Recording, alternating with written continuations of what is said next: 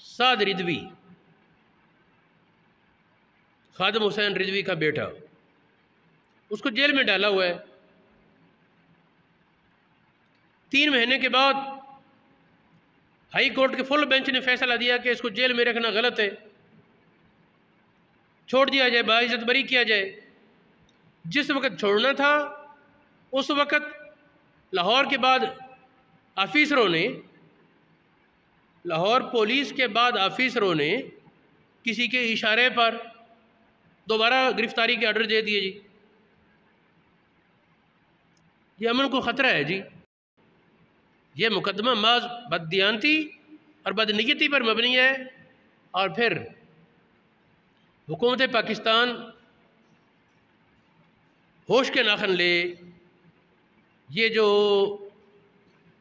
साद को रिहा करो, ये ट्रेंड, ये 20 लाख के लगभग लोगों ने, 2 मिलियन लोगों ने इसको सपोर्ट किया है।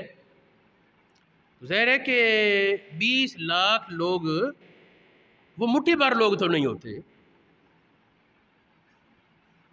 20 लाख लोग वो बहुत बड़ा जमे गफ़ीर है। तो और अगर ये है कि बाद अगर धरना देने की वजह से जमात पर बैन लगाना दुरुस्त है,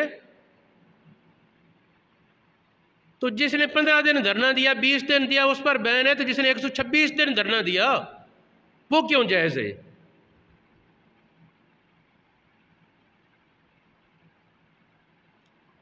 और फिर करतूत इस तरह के नित नए से नए करती है ये हुकूमत कि शर्म आती है।